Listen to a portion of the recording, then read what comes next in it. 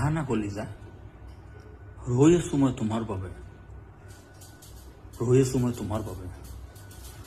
মোৰ হৃদয়ৰ মৰমখিনি তোমাৰ হৃদয়ত বিলাবলৈ। আহা না কলিজা, ৰৈ আছো মই তোমাৰ বাবে, মোৰ হৃদয়ৰ মৰমখিনি তোমাৰ হৃদয়ত বিলাবলৈ। আহা কলিজা, আহা, ক'তনো হেৰাই গলা হঠাতে, আহা তুমি। তো নমস্কাৰ দোস্ত, মই এটা কাহিনী কৈ আছোঁ 2023 চনৰ।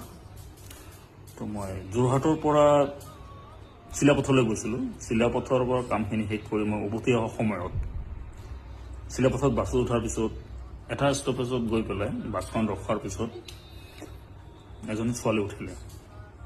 তো মই উইণ্ডো ছিটত বহি আছিলোঁ।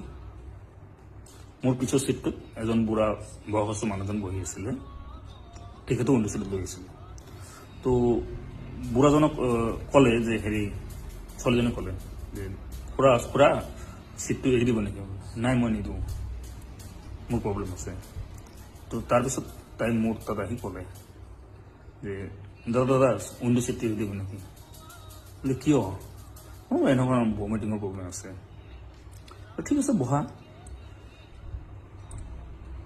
বহিলে তাই, মই ইফালে বহিলোঁ। তো ধলাশদী ব্ৰিজখন পোৱাৰ পিছত 2-3বাৰমান ভমিটিং কৰিলে তাই, বমি কৰিলা। কৰাৰ পিছত তাই হয়তো গা চা বেয়া লাগিল নেকি, অৱশ হৈ পৰিলে।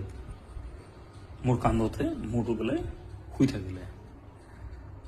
তো তেতিয়া মোৰো হৃদয়ত অলপ দিলটো গাৰ্ডেন হৈ যোৱা যেন পালোঁ। কাৰণ এজনী ছোৱালী আপোনাৰ কান্ধত শুই থকা মানে আপুনি বহুতো ভাগ্যৱান বুলি ভাবিব লাগিব। তো সেনেকৈ 3-4 ঘণ্টা জাৰ্ণি কৰাৰ পিছত তিতাবৰ পোৱাৰ আগে আগে তাই সাৰ পালে। অলপ ভাল লাগিল নেকি। তো মোৰ বেগতে পানী বটল আছিলে, তাইক দিলোঁ, বোলে লোৱা ভণ্টি। ল'লে। তাই অলপ চকু ফ্ৰেছ কৰি ল'লোঁ, মুখ চকু ফ্ৰেছ কৰি ল'লে।